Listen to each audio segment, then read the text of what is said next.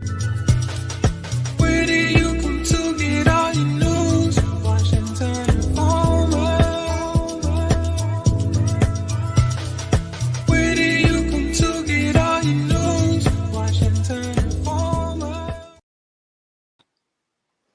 Good afternoon and welcome to WIN TV, bringing you the news that matters. I'm Denise Rolark Barnes, host of WIN TV, and we're so glad to have you back here for another edition of our weekly television program that airs here every Friday from noon to 1 on Facebook and YouTube and all the channels we can get you on.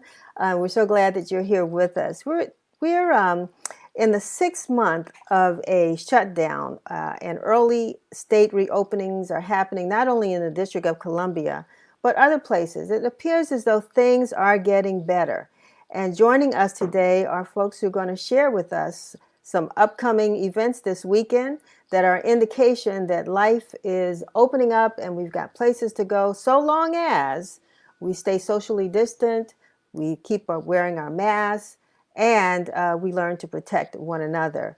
On today's show, we are going to welcome Beverly Morgan-Welch from the Smithsonian's National Museum of African American History and Culture. Can you believe they will finally open their doors again this weekend? And actually, our editor, Kevin McNair, is there as we speak. I don't think we'll be able to reach out to him this morning, but it'll be good to talk to Beverly about the opening of the museum. And for those of you all who love this time of year because of the DC JazzFest, never fear. You've probably heard it already, but the JazzFest is going forward, and its executive director, Sonny Sumter, is here to talk to us about the virtual jazz festival that will be taking place this weekend. We're also going to have actress Danielle Leneé of SAY, the Stuttering Association for the Young, who has answers to our questions and opportunities to share with you if you have a stutterer in your family, a young person, and you're trying to figure out kind of how to address that issue. That's why Danielle is here to share, not that she was a stutterer, but to share information about how we can help the young people in our communities. And finally, Candice Austin from Verizon will join us with folks from HR Records and Lafayette Barnes of WI Bridge to make an announcement that you don't want to miss. We're so excited about a partnership with Verizon, and we want to share what's coming up with you. So at the end of the show, we will bring to you our first edition of Sounds of the DMV, a concert mini-series that we'll be hosting for the next 8 weeks. And hey, if you host a weekly jam session, this is those of you musicians out here who'll be listening to Sonny and talking about the Jazz Fest. But if you host your own weekly jazz jam session, we want you to contact us because we want to invite you to participate in something that we've got going on. So we want you to send us your 5-minute video to WinTV at the WashingtonInformer.com. Again, WIN, WIN TV at WashingtonInformer.com. Make sure it's no longer than 5 minutes, and we will look forward to getting in touch with you. Give us your information, though. Make sure you give us your contact information, the name of your group, and maybe some information about what you're performing, where you're located, whatever you can share. But definitely send us a brief snippet of your jam session. So we are going to move forward now with our conversations. And always, I'd like to share with you this week's edition of the Washington Informer. I say a prayer every Monday. I don't have to do that anymore. Thank you, Chevy. Wow, this is great. Chevy Lassiter is our fantastic producer. She has surprises for me every week. I never know what I should be doing or shouldn't be doing, but at least she's doing it if I'm not. So yeah, we have the most recent issue of the Washington Informer. It's on newsstands right now. If you haven't picked up a copy, please make sure you do so. If you're not sure where to pick up a copy, you can go to our website. But if you go to our website, which is www.washingtoninformer.com, you can get a digital copy of the newspaper there. I only ask that when you go, do us a big favor because it really, really helps. sign up to get the Washington Informer delivered to you by email every week. As soon as the paper comes out on Thursday, we send it to all of our subscribers, and we want to be able to send that to your email box. We don't want to clutter you with a bunch of stuff, but mind you, not only will you get the Informer, but you would have gotten the updated news on what's happening with the DC JazzFest before everybody, because we certainly did work with Sunny, or she worked with us to make sure that we got that information out to you. And so we want to talk about what's coming up in this week, and actually some of the news that appeared in the Washington Informer. And it's been a very, very busy week. And we also want you to, I forgot to mention our other little commercial here. Thanks for reminding me, Chevy. If you're on Facebook, hey, like us on Facebook, follow us on Twitter, all the different things you do in Instagram. I always get the likes, follows, fans, whatever. And if you're watching the show right now, share it with some folks. I mean, it's Friday afternoon. It's a really sort of a lousy day out there today. And so the folks might be sitting in front of their computer screen. So give them something to look at and share the show with them today, because all of that helps us, and we really appreciate the opportunity to share what we have with our community. We're helping the local media foundation to raise money to ensure a healthy future for local journalism, to support efforts to inform the public on education-related issues. And the money we're helping to raise will go directly to support education-related coverage by Washington Informer reporters, and to make sure that the essential facts on education are reached to families, not only in the District of Columbia, but our readership extends to Prince George's County, Montgomery County, and Northern Virginia. And we know that education is, in addition, because of COVID-19, it's always a major issue, but it's even more so now because of the challenges that our families are facing, and particularly our children having to do this distance learning. So we are doing extra coverage on that. This fund will help us to not only pay our writers, but to pay an additional writer or so to make sure that we get those stories covered. And we want our community just to, we don't want you to exist. We want you to prosper, to do well. And it's our job to make sure that that happens. So, like I said, we can't do enough to keep our community informed. And this is another way your support will allow us to do that. For more information on the program, you can visit our Facebook page, and there you will find the opportunity, if you so please, to donate to the fund. And I can't go on without saying to you all as well, thank you for those who've even donated to the Washington Informer over the past year. Your contributions have truly, truly, truly made a difference. We're making it through this pandemic, but all small businesses have been affected. And you all have just been right there for us. So I can't say thank you enough. So we're going to talk about some highlights from this week. The family of Breonna Taylor, unfortunately, are not celebrating, but they are had some good news this week from their attorney, and that is the fact that they received a $12 million settlement from Kentucky officials for the wrongful death lawsuit for the murder of their daughter by police. And the announcement came earlier this week and included an agreement by the city to institute changes that they hope will prevent future deaths by police. All of this is about trying to institute police reforms in all of our cities, and the same thing is happening here in Washington, D.C. As you all remember, Breonna was a 26-year-old emergency room technician who was murdered by police while sleeping in her bed during an alleged drug raid.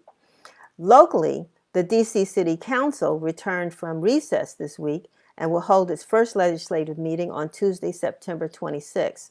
What's big on the agenda is the budget. Of course, they will be talking about service cuts, unemployment compensation processes, tax increases, police reform, rent control, and a new Howard University hospital. If there was ever a time you needed to keep your eyes on the legislation affecting your life in this community, it's now. So when they get back, make sure that you tune in to dccouncil.us.gov and watch your elected officials at work. You can always comment as well.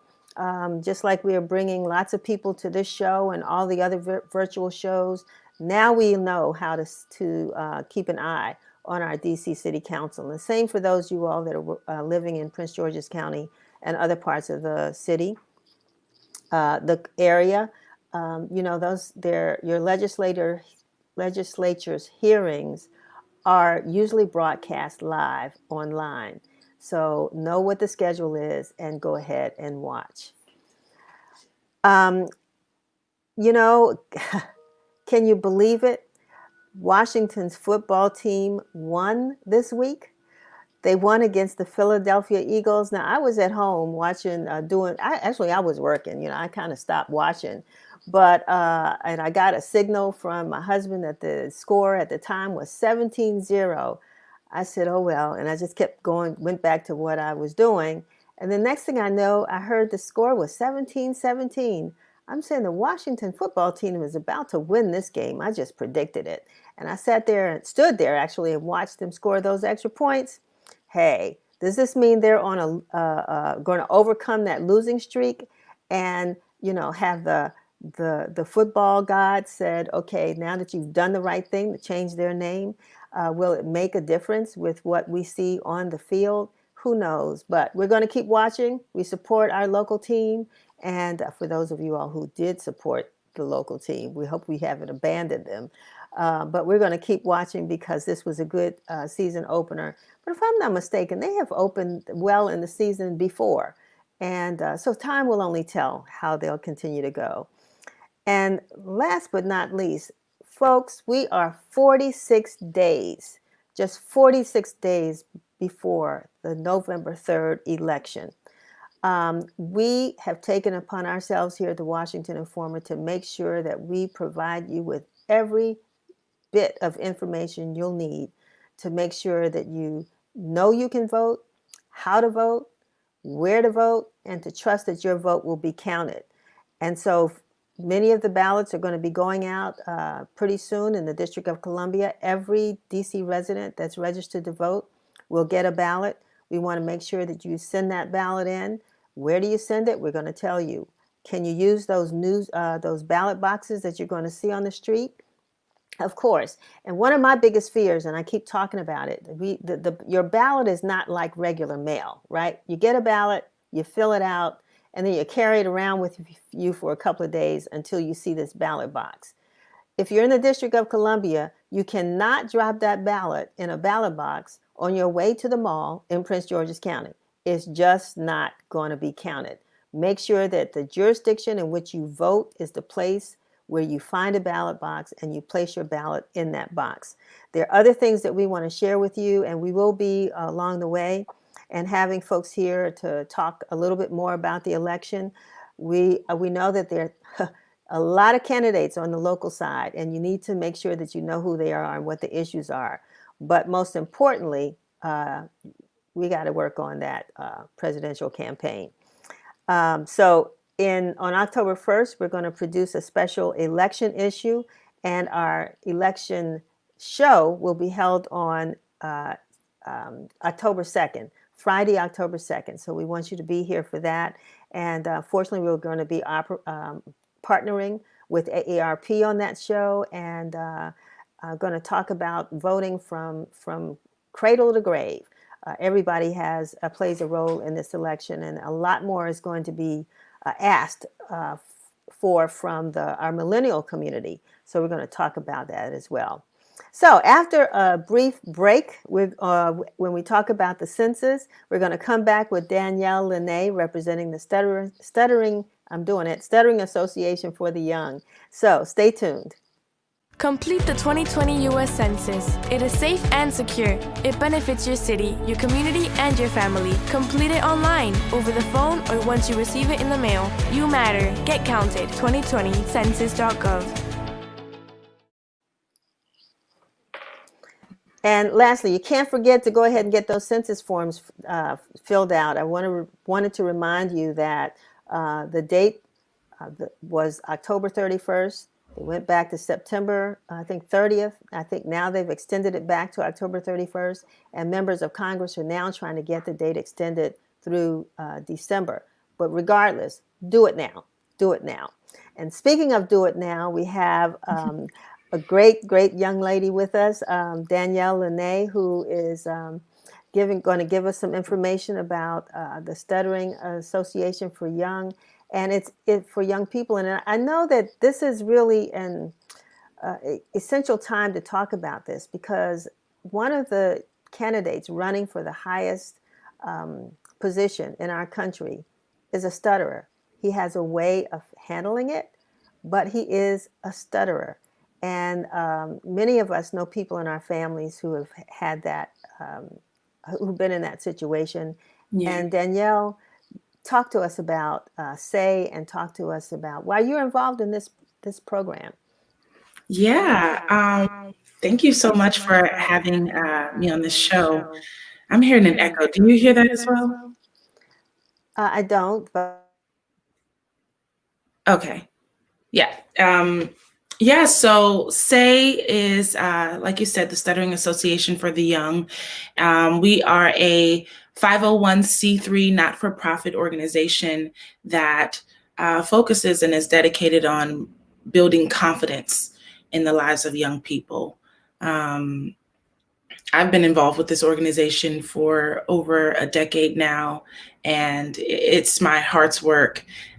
We get to support and listen and really kind of provide a creative outlet and a creative space for young people who stutter.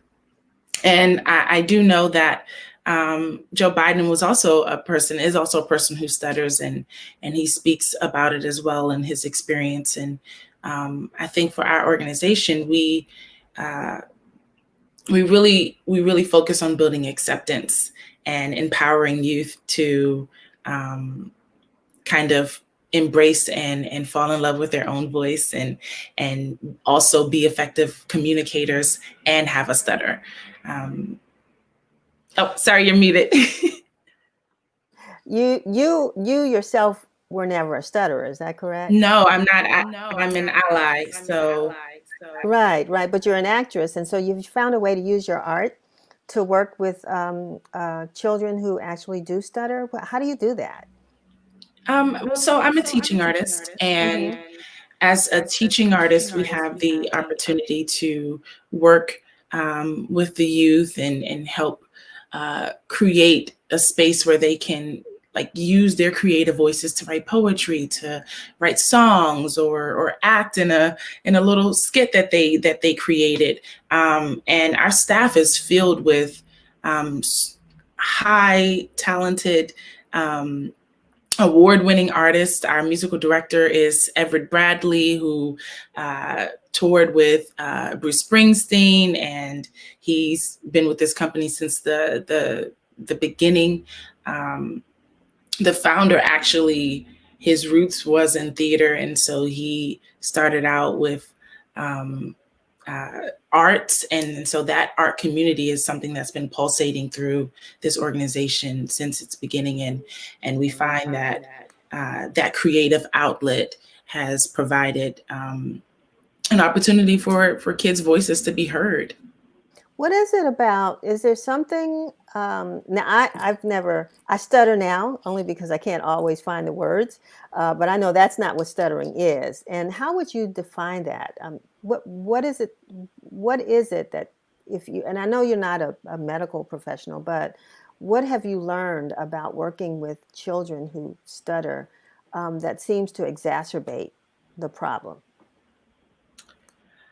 Yeah, I think that's very interesting. I think stuttering is like a fingerprint. It looks completely different for every single person.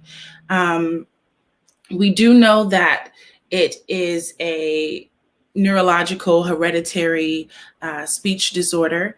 And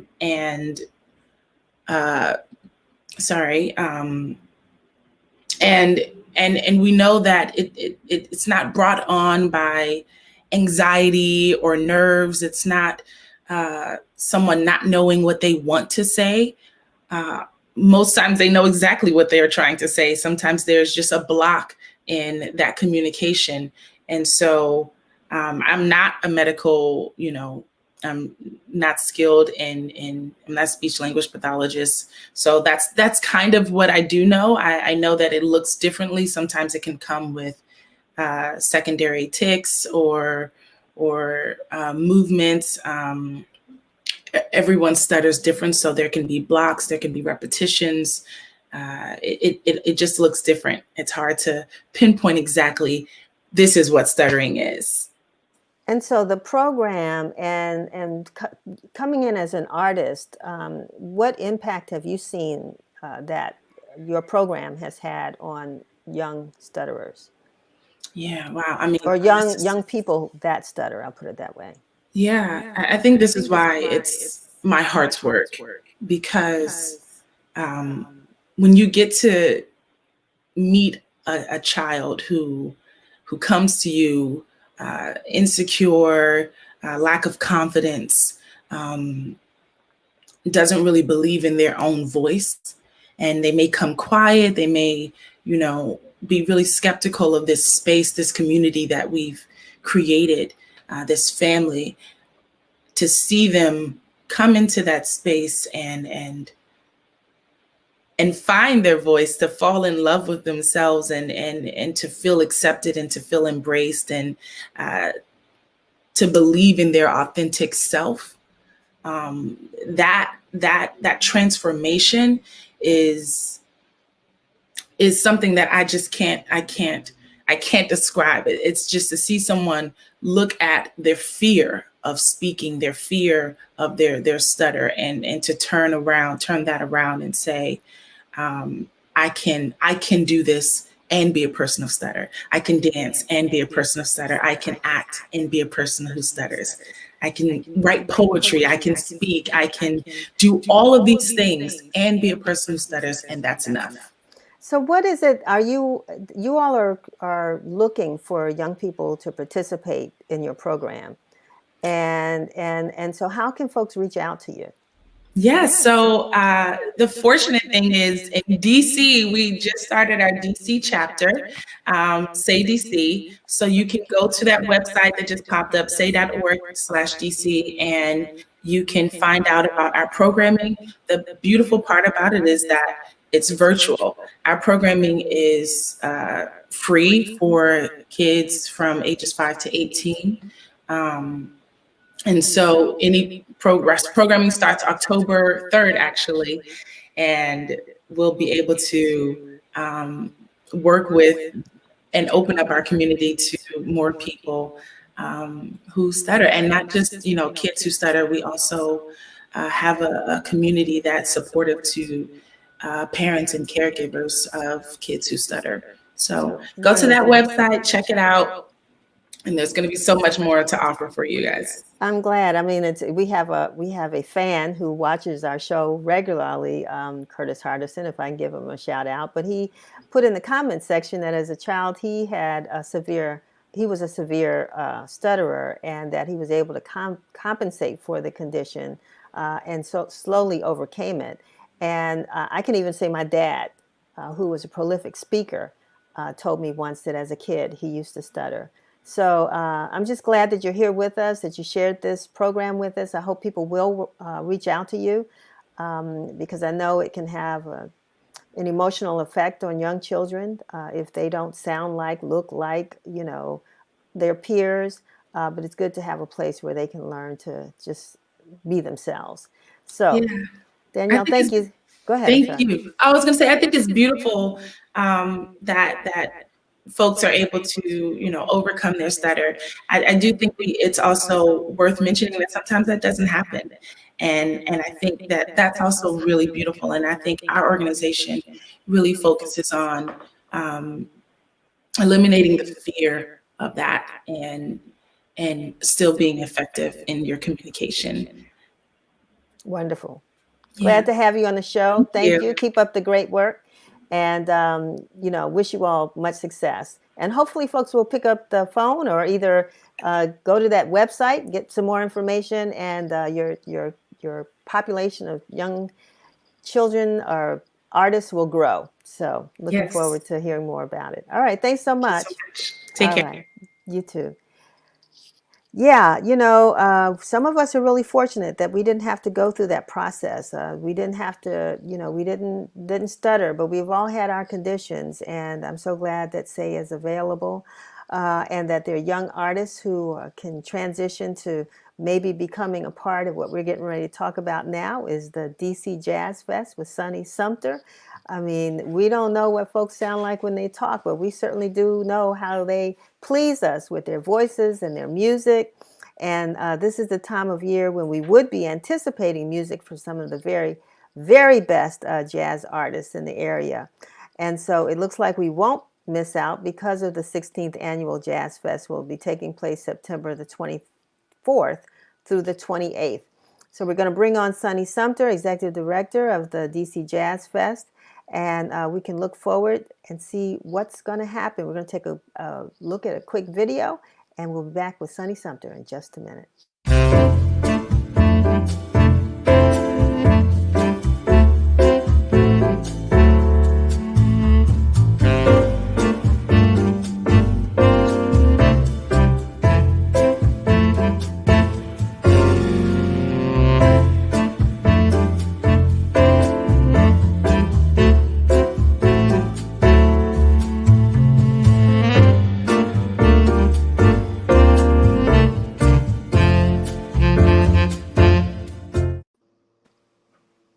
All right, Sonny, you got me in the mood now. It's so great to see some of the artists on screen. Thank you for having me. Yeah, likewise. This is the 16th annual Jazz Fest. It is It's the amazing. 16th edition, and we could not be more pleased to bring it virtually, especially during this time. We all need a reason to celebrate something. Exactly. And I mean, at what point did you all realize you were going to have to pivot to a virtual event? That's a great question. We made the call early in March. Our artistic director, Willard Jenkins, who is my partner and a great, great artistic director, we talked about it in March and decided that we needed to make the call. So we did, and we knew we were going to do September. We thought we'd have a small audience, but we're following the social distancing protocol, and obviously made the call to go. So, what are the highlights? Tell us what we have to look forward to on the 24th through the 20, was it the 29th? 24th through the 28th, we've got 5 Yes. days of free programming. You can go to dcjazzfest.org and sign up on fans.com and also our Facebook Live so that you can get the schedule. We kick off with 3 incredible concerts on the first day. Ben Williams, who's a graduate of Duke Ellington, has played with Pat Metheny, has a great project out now called I Am a Man. He'll be performing from Duke Ellington School of the Arts. Excited about that. Followed by this amazing singer, Cecily, who sounds like Minnie Riperton. She's DC's own. Incredible. And then we're going to close out with the cultural ambassador of Panama, who's the UNESCO Artist for Peace, Danilo Perez, played for many years with Dizzy Gillespie's United Nations Orchestra. He's closing it out Latin style, so we're excited about that on the 24th. And, we could go on to all the days. Chuck Brown Band is performing. If you haven't heard Wiley sounding just like his dad, Chuck Brown, definitely tune into that. That's going to kick it off on Friday and close out with Mark Carey, who played with Betty Carter and Abby Lincoln, who has his own incredible band, is going to be on Friday. I mean, really, there is something for everyone, Denise, on this on the stage. We've got U Street Music Hall as one of the stages. We're having conversations at Mr. Henry's, at Westminster, at the Wharf. We really still tried to give the citywide flavor that has become, the signature of the DC Jazz Fest every year. One of the things that we appreciated it on this side of the river was the part of the Jazz Fest that Bernard Gray brought to us. And of course, we lost Bernard this year. Yes. And you might want to talk a little bit about him and memorialize his contribution to the DC Jazz Fest. And I know his family tried to do something over the summer, but they will plan to do something when we can gather safely to really honor him in the best way. But Bernard was really instrumental for doing East of the River programming. And so, not only in Ward 8, which we often will go to, but also in Ward 7 as well. We had about 16 of the, 15 to 20 of those concerts that happened during the Jazz Fest, thanks to Bernard Gray. And so we are not going to feature a East of the River venue this year, but we will in 2021. I promise you that, I grew up on Morris Road in Southeast, and, my love is right there. And so we're looking forward to a way that we can work with the Anacostia bid to do something substantial in 2021, but definitely want to give it up to Bernard for all the ways that he showcased DC artists through the East River series. Well, I think we can forgive you this year, since most of us are going to be watching it from our living room couches, just really enjoying the concert. Anacostia Arts Center, we tried to make it happen, but yeah, that's fine. That's fine. But are there any venues that will have an audience, even if it's small? One, Park Up DC. So I'm old enough to have gone to a drive-in movie when I was a kid with my family. So they're coming back. We all know that. And so over at the RFK campus on the last day, we are doing a fantastic concert with Fred Yené. It'll be on the screen. But oh my goodness, it's going to be pretty spectacular, and it will be Monday, September 28th. If you haven't registered, please go and register, because you have to register your car and 2 people that can attend. It is free, but tickets will go very, very fast. So you can go to dcjazzfest.org to Fred Yené's show and register for the Park Up DC. It's going to be on a huge 60-foot screen, and you'll be able to tune into an FM or AM channel so that you have the music right there in your car. We're also going to have drive-up food so you can order food that comes right up contactless to your car. So it really will feel like an event. And for those of us like myself who are itching to get out and do something beyond our homes, I'm excited to go to that. So we just posted something that said 10 reasons to go to DC Jazz Fest. You want to share a couple of them with us? I will. Well, the first one is that the talent is outstanding. Those of you, we always say in the jazz world, what took you so long, for folks that are new to the jazz scene, but really is the talent is outstanding. And I mentioned some of those. Alan Johnson is another one I want to mention, who heads the Jazz Studies Department at UDC, who's bringing his group Sonic Sanctuary, and Nasser Abade Trio, who's also always, just a renowned jazz drummer who brings it in every concert that he does, and so many more. Another reason is that you can revel in the jazz scene from anywhere in the world. We've partnered with the Embassy of Italy, the Embassy of Canada, the Embassy of Panama. We're presenting global artists to a global stage, not only DC's own. And look, we're celebrating DC at high fashion for Jazz Fest, but we're reaching out to the global community. We're expecting over 1 million to come. So we want to revel in that DC jazz scene from anywhere you are in the world. Another is, as I mentioned, you get a front row seat of a virtual performance with a cultural ambassador, which is Danilo Perez, and I spoke about him a little bit earlier.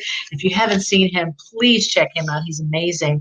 Also, that we're featuring emerging artist, Baby Rose. So if you haven't heard her, she's this young talent out of DC and North Carolina. She lives in Atlanta now. She sounds like Nina Simone meets Janis Joplin. Incredible, just talent, and please check her out. You'll fall in love with her. Fiasco is another emerging group that has an incredible sound. Heart of a Ghost is another emerging artist that we really wanted to check out. I mentioned Park Up. Fred Yené's with the band. He calls it the band with no name, which I think is super cool for him. So be sure to check him out. Also, so Sonny, we're kind of running out of time, and I was going to asking you to give a hint of the 10 reasons. We want people to go. We want people to go to the website, check out the other reasons, and while they're there, go ahead and register.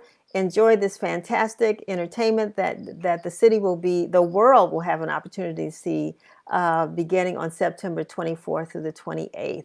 I also just mentioned the Jazz Free Finals, which is happening on the 27th. Okay, say that again. I'm sorry. The what Our now? competition, international band competition, the Jazz Pre-Finals, is happening from Union Stage to a virtual audience. Don't miss that on the 27th. Fantastic. Well, I'll be there virtually, but I will enjoy it, and I'm hoping that all of our viewers will take advantage of this opportunity. It's a great way to promote the 17th edition coming up next year, because people were going to want to be out there live. So let's keep our fingers crossed that that can happen. So thank you so much for joining us and for sharing this great, great event with us one more Thank you, time. and thank you, Washington Informer, for all that you do for our community. Thank you. I appreciate that. So, whoa, it's, when COVID-19 hit, we all sat at home and tried to figure out how our lives are going to change. Now, everything is coming right into our own homes. We don't really have to worry so much about going out, even though I know we want to go out and the season is beginning to change.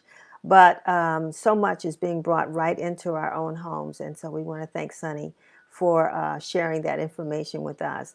And, we're going to do a little something too here at WIN TV. And that's why I'm so excited to have Candice from Verizon on with us to talk to us about the sounds of the DMV.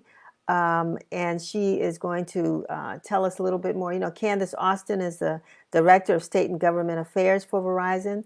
And we shared some ideas with her, and she seemed like she and the folks there were really excited about supporting what we were going to do. So, Candice, you there? Yes, I'm Okay, here. good. Welcome. Thank you for having me. So, first of all, I want to talk a little bit about you and what you do at Verizon.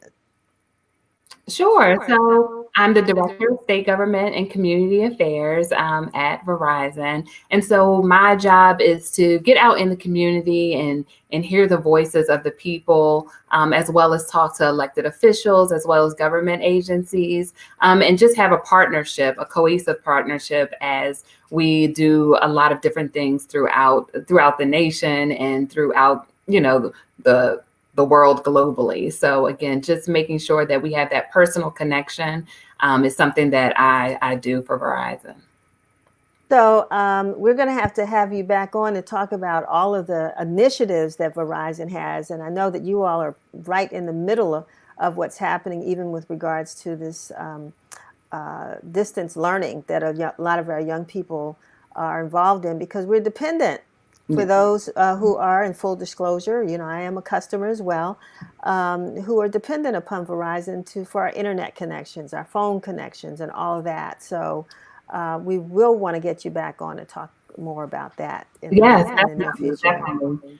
I know, for us, since the launch of smartphones more than over, I guess, 10 years ago, Verizon's been introducing new technologies to meet the needs and demands of customers. And so, one thing that we look at today is reliable service and coverage. And, looking at everything that's happened as it relates to COVID, everything in our everyday lives have been affected. Everyone's at home now. Students are at home, everyone's on their computers or their smart devices working. And so what we try to do at Verizon is make sure that we maintain a highly reliable, high speed and high quality network. And so, many people rely on Verizon. I know I do in my home. And so with the expansion of 5G, Verizon's aiming to build a network that will change how we live, work, and play, ultimately moving us forward together as we move forward with technology. So we're really excited about that, and definitely looking forward to coming back in some months to talk about 5G in depth. Yeah, definitely. That's a hot topic right now, and it has been for a couple years, and I think folks still have a lot of questions about it. So I'm so glad that you will come back and sort of shed some light on our communities on what this thing called 5G is all about. It's exciting, but we still have a lot of questions about it. So I'm glad that you'll come back. But what I'm really, really, really excited about having you on today to talk about is our partnership. So I want to say thank you to Verizon. Thank you, Candice.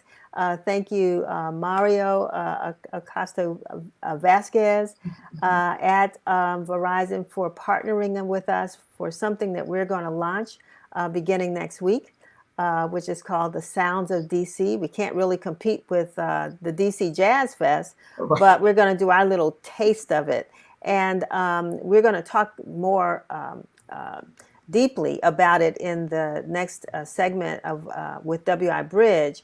But I wanted to say to you, just thank you, but also why did you decide, or why did you all think that this new sort of digital sound studio, what we call our tiny stage, why did you think that was important to support?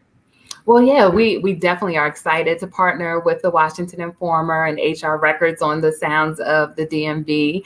You know, I was born in DC, so I grew up listening to go-go, but just other various artists in the DMV that are just so talented.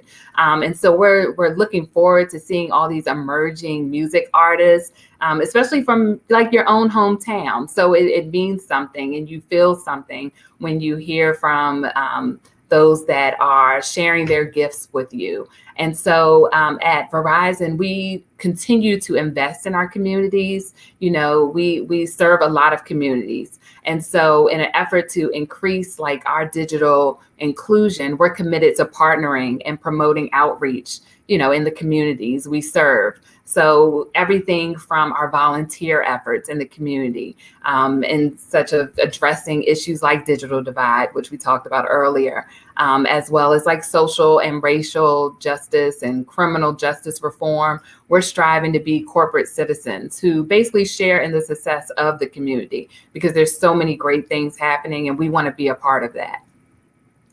Well, I'm not involved with human resources there at Verizon, but I think they made a good choice when they picked a homegirl, sister girl from DC to serve in your role, who understands the importance of not only our own music, but our culture.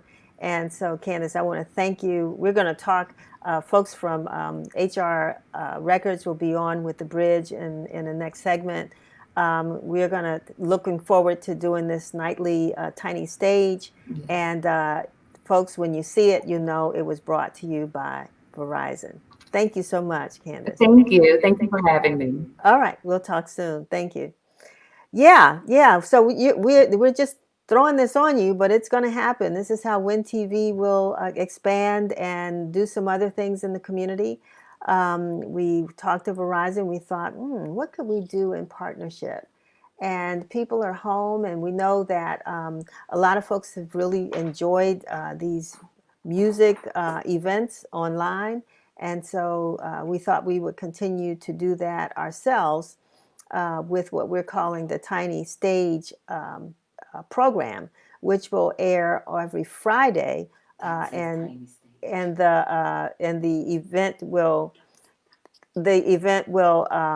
be a part of what the Washington Informer and WI Bridge will be bringing to you. We want to bring local artists, and that's one of the reasons why I mentioned earlier in the show. If you have or will be involved in a jam session, some of you local artists, and you want to be a part of our program, please send us a little piece of your music to WIN-TV at WashingtonInformer.com. Again, that's WIN-TV at WashingtonInformer.com. We want to do our job to promote our local artists as well. And the bridge is going to help us with that, because they actually brought to the table HR Records. I'm not sure if you all are familiar with HR Records, but if you keep watching, Lafayette Barnes will be talking with one of the owners, Matt Cohn. And HR Records is, believe it, a record store that still sells vinyl. And vinyl records. Now, do you have something to play it on? Of course, now vinyl's coming back, just like typewriters are coming back, and a lot of this older technology that some of us grew up on, but it's coming back. And we were really, really excited to have HR Records with us to promote and to help support this program that we're going to be doing with local artists beginning in about a week. We're stalling a little bit because we're trying to get our next guest on, and it seems like we're having some technical difficulties. She will be with us shortly. But while we're waiting, I know you all may remember, and I'm glad Stacy Palmer's here because she might be able to help me out in the chat. But this is, what is it, National Black Voters Day, I think it is, the National Black Voters Day. And maybe it's another term, but it's a program or an opportunity for the NAACP and other major organizations to get together to really impress upon the community, particularly young folks, the need to go out and vote. So we have a data that we're all involved in promoting that, but we're going to have to do this, be serious about this, folks. This is extremely important, and we don't want folks to believe that because we may not like this candidate or support that candidate, we still have to vote.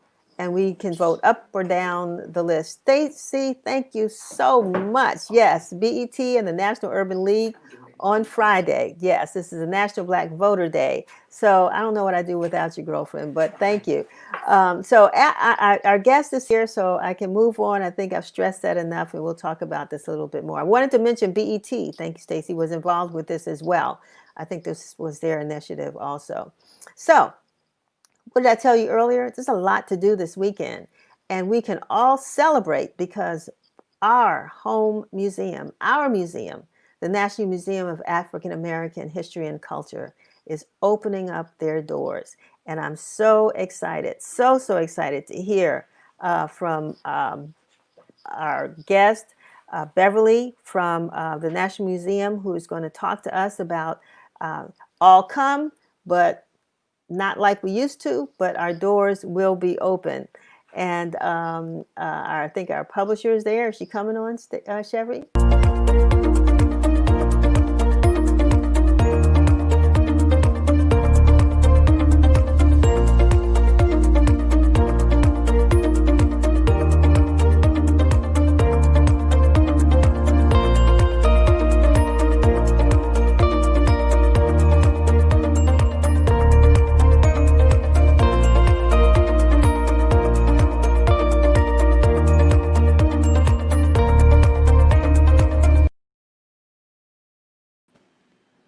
Wow, that's fantastic. Beverly, how are you? I'm fine, Denise. Thank you for having me. Yeah, I know you all are busy as I don't know what over there, and I can only appreciate the fact that you've taken a couple minutes just to talk to us about the reopening of the museum, and I think you even may have some new exhibits as it relates to the times we're going through right now. So I'm going to throw it back at you and let you tell us what we can look forward to. Well, Denise, we've spent several months now thinking about nothing but reopening the museum and making sure that it was safe for everyone involved, for our visitors as well as our staff. And so when people come to the museum, some spaces will not be available because they're just too tight to get a 6-foot distance, but people will be able to come and enjoy the museum once more, but many fewer people, maintaining masks, social distancing, and really being able to enjoy and take time with the exhibitions. I understand that you all have even, I saw it on television this morning, but you all have even installed some technology to make sure that there are not too many people gathered around certain locations within the museum. Yes, we're trying to help people not do what we naturally do. You know, when you come here, especially, you want to be together with other like-minded folks who are here to be educated, and you get the sense of community. And what we found is that people just begin to cluster together. You know, it's that natural herd mentality that you want to be next to other people. One of the things that I love so much about this museum in opening it was seeing people talking to each other, and I think they'd come together and they had never met each other before. They were experiencing the museum together. So you look to other people, you hear what they're saying. So we've had to do everything we can to make sure that the engineering is right, the spacing is right, and that we're able to have people come in and be safe. One of the favorite spots of many people that visit the museum is the restaurant. I mean, sometimes they take a quick run through so that they get some of that fantastic food. But I assume that your restaurant, will it be open or closed?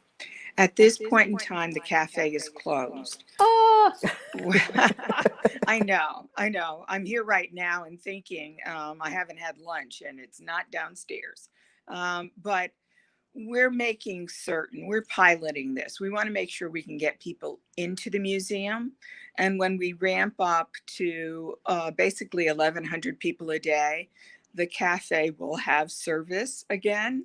But everything we're doing is trying to make sure that people are safe. And we know that indoor dining, you need a lot of space for that. So we're still planning and working hard to make that work out. But we're slowly going to ramp up the numbers over the days to make sure that we can manage people and keep them distant enough from one another that they do everything that's necessary to enjoy the experience, but to stay well. since the museum closed, the cities and our cities all across the country have experienced things that we just never thought. A pandemic, and of course, the ongoing killing of Black men and women across the country. Has any of that, is that any of that going to show up in the museum in any way? Have you all been able to curate any new exhibitions since you closed? It will show up in the museum one day. Right now, we're in the process of collecting. That's the really wonderful and magical thing about museums and the Smithsonian. We endeavor to collect what's going on now so that in the future, in the not too distant future, to 100 years from now, people will be able to tell the story of what has been happening in this country over these last 6 months, including, of course, the social protests that have occurred against police brutality. How smart it was, we thought, when we heard that you all were going to collect those signs around L'Enfant Plaza with the protest signs, that they had out there on the fences, and that those would not be destroyed, but some of them would end up being housed and exhibited at the museum. And I'm sure you've collected, what, hundreds? I am not a part of the curatorial team, but we have a rapid response group of scholars who do this kind of collecting all the time. This is one way that we will be collecting, but we'll likely be collecting directly from people as well to be able to fill out and tell this story more completely. So I don't know the numbers of objects that we've collected, but we also will be collecting people's stories online this month as well. So we're trying to make certain that we do as we should, which is to tell the unvarnished truth, to have the objects and the stories that help us really help America and the world understand and be better from learning about African American history and culture. Well, I know you have a busy day or a few days or busy days ahead. Yeah. I'm going to end our conversation with a pitch for the museum. And that is, one, I think you have fully stated why we need a National Museum of African American History and Culture, and why we need to support and donate and give to the museum so that it continues. I mean, you not only tell the story of the past, but the past could be yesterday. And so, you all are so focused on making sure that our stories live and stay alive and can be taught through exhibitions. And it doesn't happen for free. So I'm hoping that those who are watching not only will go there and visit, this is for you, Beverly, but go there and visit and write a check. You know, I just think it's important for us to do that. So I'll let you close out with whatever ending words you wanted to add before you run off and invite your guests back. Well, thank you. I do want to say this. We are extraordinarily grateful for the generosity of our members and donors, and of course, need that to keep coming and hope that people can give to the best of their ability. We also want you to know that we'll be maintaining these safety protocols. Come to the museum with a mask. You'll be staying socially distant, and don't come if you're ill. If you are ill or just not feeling well, and you can't come the day that you have a pass, call us, be in touch with us, and we will get you a pass for a day when you're feeling better. Stay home and be well. And in the meantime, also make sure you go online and use our digital resources. We have a number of things online and programs coming up, and things for children and educators and caregivers. So please think about using those resources as well as coming to the museum. All right, Beverly Morgan-Welch of the National Museum of African American History and Culture. Thank you so much for this time, and hopefully I'll see you soon. Absolutely. Thank you, Denise. All righty. So, Sherry, this brings us to the end of our segment of WIN TV, but don't go away, because the Lafayette Barnes with WI Bridge, DC TV is going to join in a conversation with the folks from HR Records to give you more details about our upcoming Sounds of DC coming soon. It's been a pleasure to be with you. This is Denise signing off.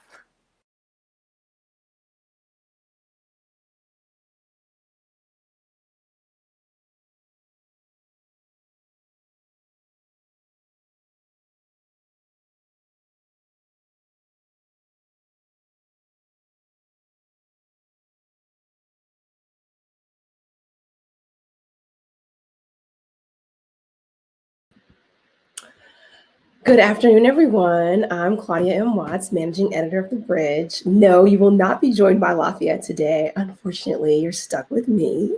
But I have two really great guests. One is Matt Talley, and the other is Shedrick Pelt. And so we're going to get ready to bring Matt in, I think, in just a moment. Hey, Matt. Hey, how's it going? Good. How are you? I'm well. Watch yourself. It's great. I'm great, and really excited to speak with you today. As Denise mentioned earlier, we are partnering with HR Records to bring some musical stylings to the people. And so actually, after my segment today, we are going to see a performance by Ferg JP. So tell me a little bit about HR Records and your role with them. Yeah, so HR Records is a standalone record shop on 7th and Kennedy in Northwest, Uptown DC, right off of Georgia Avenue. We have the best selection, in my opinion, and a couple other people's opinions, on jazz, R&B and soul, really good reggae. So we offer a little bit of a lot. We also, pre-COVID, do an event once a month to kind of bridge together musicians, producers, and what have you, called Press Play. You can come in, you can DJ, you can hook up your laptop, play us some beats. We've got some beer if you're of age, and just a really laid back community building type of vibe. So partnering with you all, the Sounds of the DMV, is kind of right up that alley, really connecting these musicians and bands and different artists in this strange time of COVID, still being connected with each other, still having, whether it's virtual or not, a community that you can go to and support. So that's what we're all about here at HR. Oh, I love that. So I guess tell me a little bit about the goals of the partnerships and the programs. Who is this program for, and what do you want people to take from it? Yeah, I think this program is for a number of people. First and foremost, the consumer. I myself, I'm a big fan of the verses that Swiss Beats and Oh Timberland, yeah. the Club Quarantine with DJ D Nice. So just that community of people that's been built during COVID to tune into live music. We can't go to a concert. We can't go to a nice jazz lounge. There's music. I can get on my phone or my laptop and see a performance by a nice band or a nice sax player. So that's the energy that we kind of want to bring to it. We've done 3 so far. I think, like you said, first EP is premiering tonight. He's backed by DuPont Brass, one of my favorite local bands here in DC. Oh yeah, I love DuPont Brass. Love DuPont Brass. So every Yeah. week we want to do, whether it's a DJ, whether it's a live band, whether it's for example, a piano player, a sax player, a drummer. We just want to give people that live entertainment, that live instrumentation, virtually. If you can't go to a concert, if you can't, go to a nice lounge and hear some good music, we got that for you. With records as a backdrop, so that's really good aesthetically as well. So how did you get involved with, kind of the music industry? Because if I'm not mistaken, you have also opened your own record store with Makedo. Yeah, so I've opened up a record store September 1st here at Makedo on H Street. It's called Cool Kids Vinyl. We sell records, we sell books, memorabilia, you name it. We sell it or we have it, as well as being backed by Makedo, which is, Michelin star food, indoor, outdoor areas. So it's really good. It's been really well. It's been really well. But what made you want to start the record company? Like, how did that conversation? Oh yeah. So before COVID, I had my brand Connecting Cool, we had a traveling hip hop exhibit that was sponsored by Mass Appeal and the National Academy of, the National Smithsonian of African American Arts and History, or Arts and Culture. So we had our hip hop exhibit for about 3 years, and that is vinyl based. You come to the event, you dig through crates of music, you give the vinyl to the DJ, and he plays it live for you. So it's almost like curate and we have always a featured artist. We have a lounge that was sponsored by Sega and EA Sports. So we do a little bit of a lot as far as the exhibit. So translating that into my love for records. I'm just a kid just stuck in the 90s, to be honest, man. I love nostalgic. I love records. I love cassettes. We play VHSs here every day at Makedo. So I've always been in that 80s, 90s nostalgic type of realm. So translating that into HR Records, translating that into Cool Kids Vinyl, especially for creative content, which we're doing with you all, it's kind of been seamless, but at the same time, we're all dealing with the pandemic as well. So it's ways around it. But during COVID, or minus the health concerns of our city, it's been really well as far as and just building a. Can you see me? Yeah, I lost you for a second, but I got you now. Yeah. No, it was just about building that virtual online community. That's what I think, going from digging through the crates, that hip hop exhibit, and translating that into HR Records and translating that into Cool Kids Vinyl. It's something that's been a bit seamless, but everything has its speed bumps into it. Definitely. So if we were to come, so 2 questions, my last 2 questions. Yeah. HR now, are you all closed because of the pandemic, or can people still come and at least buy records? Yeah, so people can still come. We just have adjusted hours. The weekends, I believe we are open from noon to 7. And on Sundays, we are open from noon to 6. But the best way to keep up with this is on social media. We're on Facebook, we're on Instagram. If we're closed the day or if we're open the day, we always announce it. So you can keep up with us on that for all of our hours. Okay, and then with Cool Kids, where exactly are you all in Makedo? Because I know that Makedo has opened back up, and they're also doing takeout. Yeah, so Makedo is open, both floors. Cool Kids Vinyl is located on the 2nd floor of Makedo. Nice. So you can still dine in and eat in the record shop, which is a really good experience as well. Oh, cool. Okay. And once things start to open back up and we can host a bit more people and everything is not at half capacity, we'll do, you know, some happy hours, some cocktail hour type of situation, kind of bring back that community of people, and garner a new community of people with this new experience here at Makedo. Awesome. Well, thank you so much, Matt. And like I said, you guys, stay tuned after the segment for some music by Ferg JP, sponsored by Verizon. Yeah. Thank you. Thank you so much. Enjoy. You too. And so our next guest is Mr. Cedric Pelt, and he is a photographer here in DC, and he's going to talk to us a little bit about a exhibition he's got coming up. So let's bring him in. Hey, Cedric. What's good? How you doing? I'm good. How are you? Excellent. You know, it's it seems like the weather just changed like one day to something new the next day. So I'm kind of adjusting to a little cooler temps, but I'm all good. I don't hate it. You know, it's like shorts and a sweatshirt kind of weather. Right. Comfy, cozy. Yeah, very cozy. Yeah. So, okay, tell me a little bit about the Rise Up exhibition. You know, I think that I read on the website that you are still accepting submissions until Sunday? The 20th, yes. The 20th, okay. Yeah, so we're really excited about it. I am co-curating a Black Lives Matter photography competition exhibition with community art space DuPont Underground. Mm-hmm. And you know, my connection to this event and to the Black Lives Matter movement is one, as a Black man, as one of the marginalized people that they're out there marching for and voicing for. I'm one of those people, so I connected to it in that way.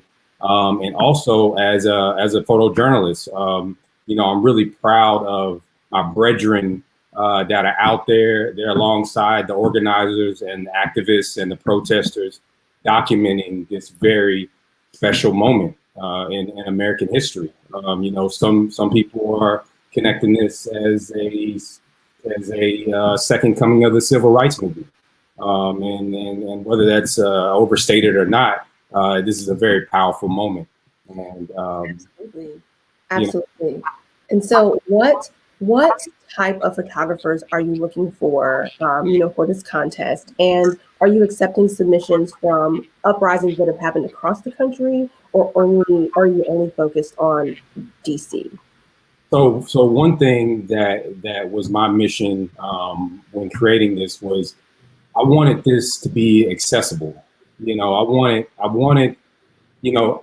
people to understand, or photographers, the photojournalists that are out there covering these events, that, you know, you don't have to have these huge credentials. You don't need to be from the Washington Post or the New York Times or, you know, some huge outlet to be part of this exhibition. So, you know, it's 16 plus, which also gives opportunity for younger people that are out there to voice their voice and show the work that they're doing out there covering the protests. So accessibility is really a huge thing for me. And then what the second question was? Oh, just like what type, and then who are you? Are you only accepting submissions from DC, from the marches that happened in DC, or are you accepting them from, you know, the different protests that have happened across the country and even around the world over these past few months? So with the partnership with DuPont Underground, you know, they're a community art space here in DC that supports local artists. So we wanted to continue with that and, you know, make this very DC protest focused. There's a lot of energy here in DC. There are people that are, you know, I spoke with a young lady, and at one point she had been out there 19 days in a row. Wow. You know, so we really want to focus and highlight the activists and the organizers that are out here in DC that are, you know, making waves and doing these things on a daily basis, which I'm very proud of, because the majority of this movement is led by young people, as was the civil rights movement. You know, Fred Hampton was 21 when he unfortunately lost his life in the struggle. You know, so I'm very proud of the young people that are leading the way on this as well. You know. So how did this exhibition come together? Are you affiliated with DuPont Underground, or did you kind of bring the concept to them? So yeah, I've actually been working with DuPont Underground for a few years now. I work as a photographer, kind of helping visually represent the space. They do quite a few events. Some are political, some are music, some are art, some are photography. But they have a large breadth of things that they support at the space. So I'm there as a photographer to help photograph those things. And also as I do programming there as well. We're a fairly small team, so all of us are involved in the day-to-days and the programming and stuff, and we kind of lean into our lane, you know. And again, like I said, as a Black man and as a photojournalist, this is my lane and where I can, you know. Yeah, you're very passionate about it. Absolutely. So. How is the competition going to be judged? What can people who participate expect? So I actually have brought together a very, actually a little bit of broad jurors that I've selected. They're in a couple different lanes. One gentleman, Jordan Henson, he's a documentary photographer, active photographer. Also, I have Noe, who is the executive director at Expose DC, which is a photography organization that supports local photographers and exhibitions and things like that. I have Makiba Clay. She actually works with the Phillips Collection. She's a consultant. She's a social justice warrior, women's rights warrior. So she's on to give her, and as a Black woman as well, she's here to give her perspective. Kenny Halston, he's a photojournalist through the military. He also does some work with the Washington Post. And then Jasmine Campbell, she actually runs a Afrotographers, which is like a online collective kind of situation. So yeah, so we mixed it up, and like I said, as far as the judging, I've set it up in a way that we're judging very anonymously when we look at participants. We're not looking at names, like I said, we're not looking at names or credentials. Everybody's set up as an ID number, just so we have that, that fairness across the board when we're looking at all these images. So you can definitely expect a juring that is very, representative of what we're actually trying to see in the photos and in the collection as well. Awesome. Well, thank you. So I guess my last question would be, how can people enter?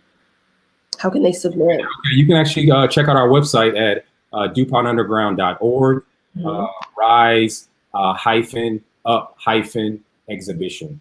But also, if you just go to our website, you can find information on that. You can follow me on my social medias at s.p.media. Information's blasted all over my page as well. And yeah, like you said, you have until Sunday to enter, and we're excited. We're super excited to be able to bring this, continue the conversation, and and offer our support as well. And I'm thankful that knowing what the Informer is and what the Bridge is, to be able to share this through your network as well, because what you guys are to the community and what you have been to the community, it just makes sense. Well, thank you. I mean, we're really excited. I can't wait until it opens. Just so you all know, the exhibition does open on October 2nd. It's also going to be a virtual exhibition. Yes. We're going to have it set up on a beautiful virtual gallery space. Yes. Awesome. I can't wait. So that means you can go to see it. You can view from the comfort of your home. But please do check it out. Absolutely. Thank you so much, Claudia, for having us on. It's thank you very much. Awesome. Have a great afternoon. Absolutely. Thank you. Bye. Okay, guys. So now the moment you've been waiting for. I'm signing off, and you guys can enjoy some music by JP. Bye. So we're going to pick up the phone really fast, and this is the new song that's going to be on the left. I like this joint too, so let's get into it. Yeah.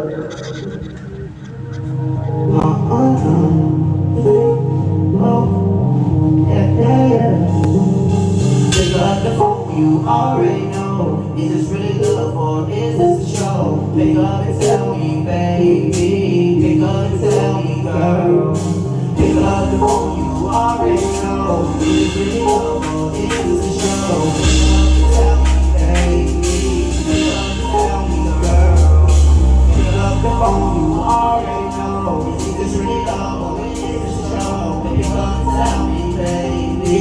Pick up and tell me, girl. I can hop on the block, nigga look and watch.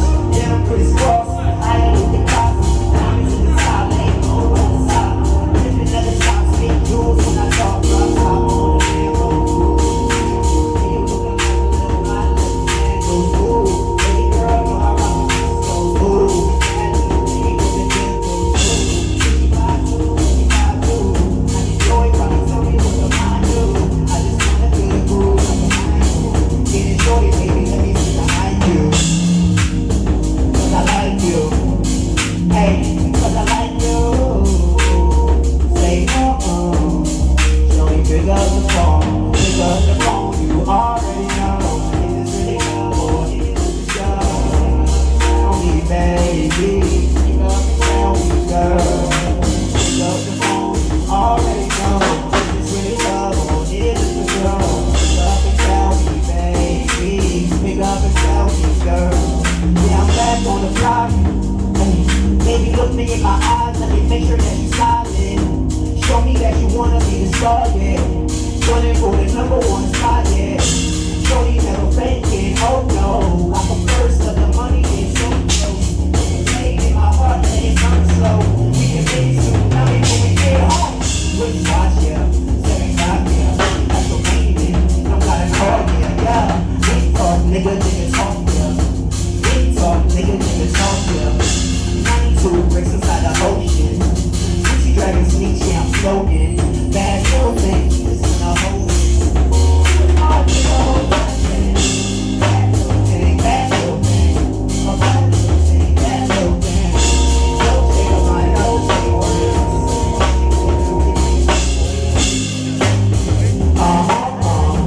Sleeping on me all day, yo. Sleeping on me all day. They been sleeping on me all day. They been sleeping on me all day. Sleeping on me all day. They been sleeping on me all day. They been sleeping on me all day. Yeah. With my breath, yeah. They been sleeping on me. Yeah. Till I ain't playing. Sleeping on me. Third day. Sleeping on me. Yeah. They been sleeping on me. It's a club.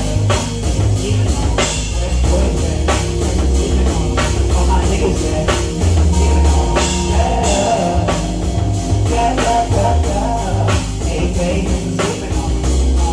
Little ride, they been sleeping on me. Nigga ass, they been sleeping on me. Hey, say head, they been sleeping on me. Hey, drive, they been sleeping on me. Hey, DD, they been sleeping on me. Hey, say they been sleeping on me. Hey, DD, they been sleeping on me. Hey, all my niggas they been sleeping on me. Hey, yeah. Hey, yeah. I don't want to keep it the best. I got the diamonds, they on my chest, yeah. I really bring the hands up on my chest, She needs, what's next? Hey, so they been sleeping on me. Hey, so they been sleeping on me. Hey, so they been sleeping on me. Hey, so they been sleeping on me. DuPont, Jelani. That was Pick Up the Phone. TFSOM is the real name for that song. You will know next week. Thanks for sleeping on me.